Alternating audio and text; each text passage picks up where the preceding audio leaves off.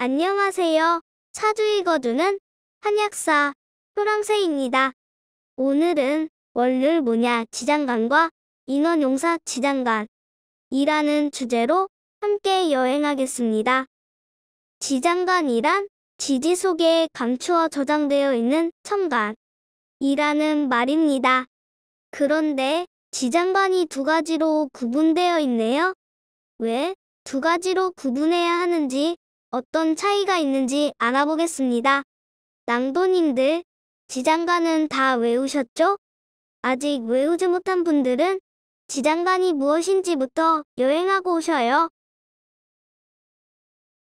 월요일 분야 지장간부터 알아보겠습니다.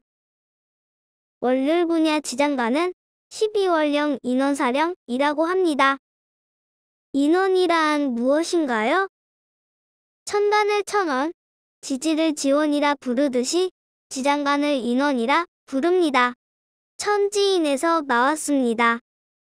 그래서 월요일 분야 지장간을 월령용사라고도 합니다. 월령용사는 절기를 기준으로 하며 월지와 대운의 운지에만 적용합니다. 태어난 달인 월지가 사령관으로서 사주에서 영향력이 가장 크다는 뜻으로 월령이라고 합니다. 이 신사에는 계절의 시작을 담당합니다. 절기 시작으로부터 7일간은 초기 또는 역이라 하여 무토가 사령합니다. 역이란 지난달에서 넘어와서 아직도 지난달의 기운이 남아있다는 뜻입니다.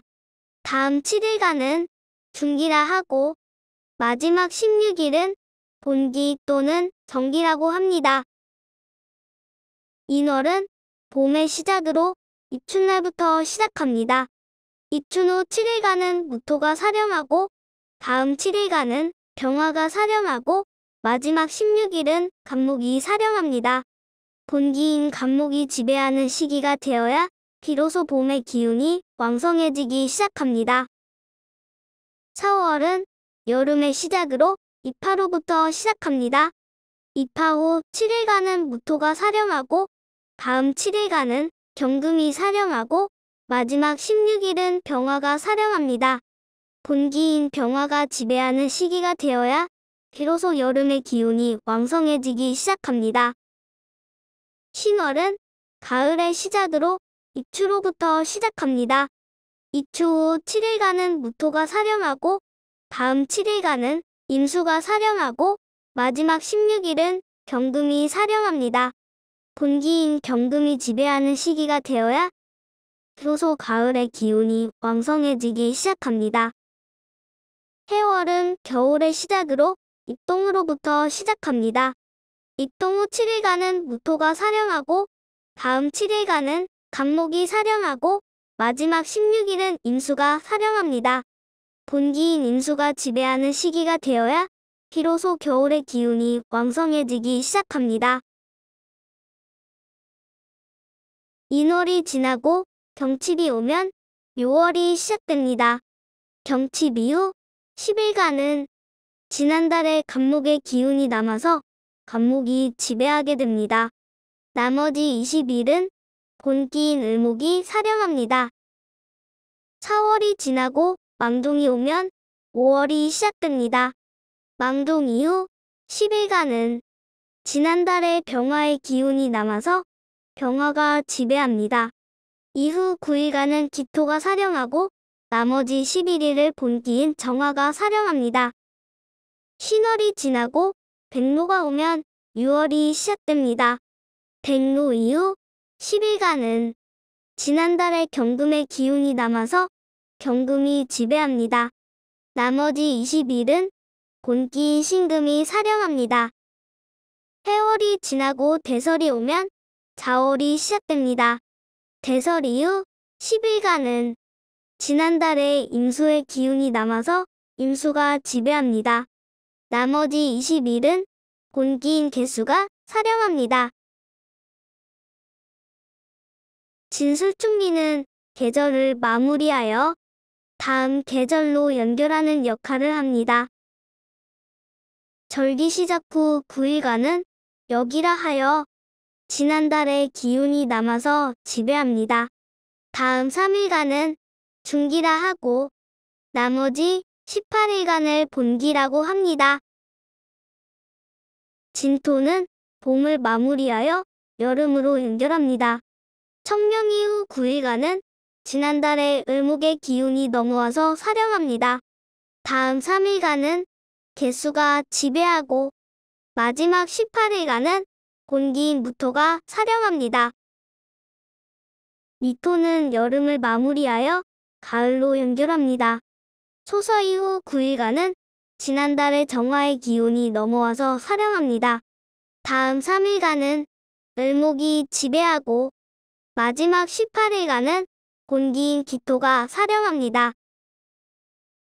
술토는 가을을 마무리하여 겨울로 연결합니다.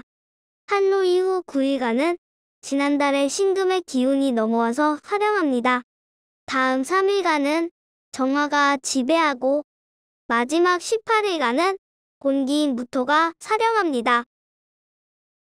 축토는 겨울을 마무리하여 이듬해 봄으로 연결합니다. 소환 이후 9일간은 지난달의 개수의 기운이 넘어와서 사령합니다. 다음 3일간은 신금이 지배하고 마지막 18일간은 곤기인 기토가 사령합니다.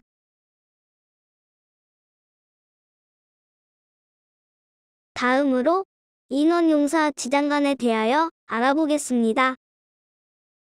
월요일분야 지장간은 월지와 대운의 운지에만 적용하여 천간의 왕세를 나타냅니다.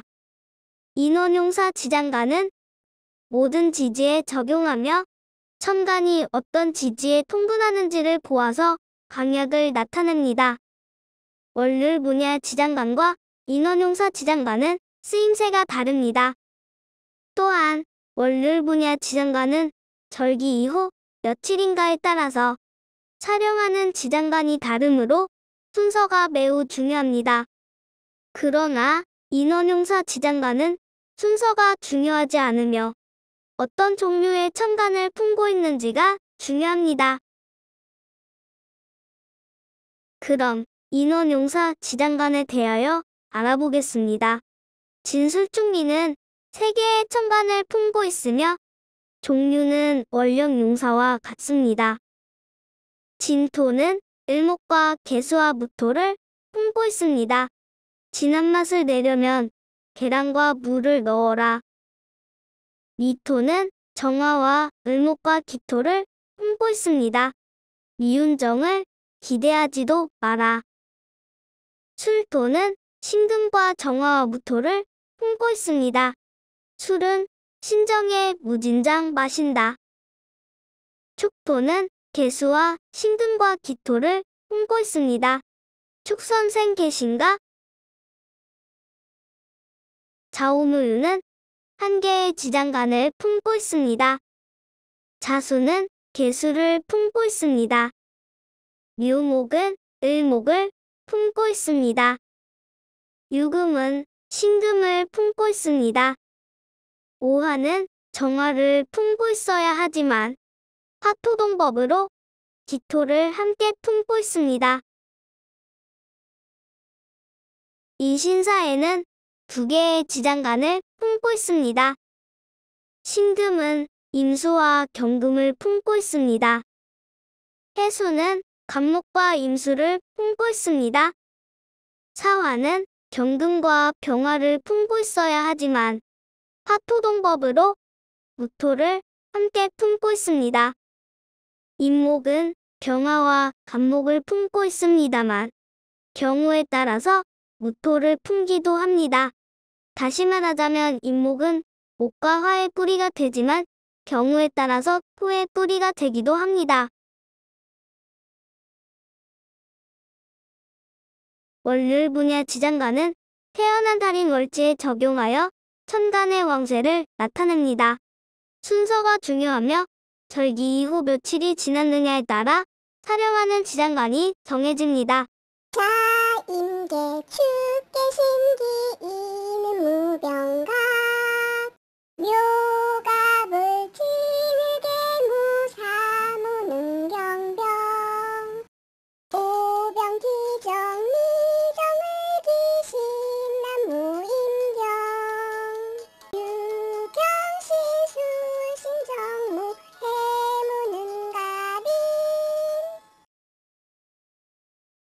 인원용사 지장간은 순서가 중요하지 않습니다.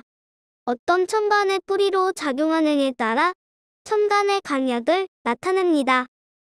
진술중리는 3개의 첨간을 품고 있습니다. 좌우무유는 1개의 지장간을 품고 있지만 오화는 화토동법으로 기토와 정화를 품고 있습니다. 그러나 인신사회의 지장간에 대해서는 학자나 책에 따라 약간씩 다릅니다. 공통점으로는 사화는 무토를 인정하고 해수는 무토를 인정하지 않는다는 것입니다. 다른 점으로는 신금과 인목에 대해서 무토를 인정하느냐, 인정하지 않느냐인데요. 효령세는 스승님의 가르침에 따라 신금의 무토는 인정하지 않습니다만 인목은 첨단의 동태를 보아서 경우에 따라 인정할 것인지 인정하지 않을 것인지를 정해야 한다고 생각합니다. 이건 좀 어려운 내용인데요. 사주를 몇십 년 공부했다는 사람들도 헷갈려 하시는 분들이 많으니 많이 고민해 보시기 바랍니다. 오늘은 월룰 분야 지장간과 인원용사 지장간이라는 주제로 함께 여행해 보았습니다. 다음 시간에는 사주통변의 꽃이라 할 수 있는 육친에 대하여 알아보는 시간을 가지도록 하겠습니다. 다시 만날 때까지 건강하고 행복하세요.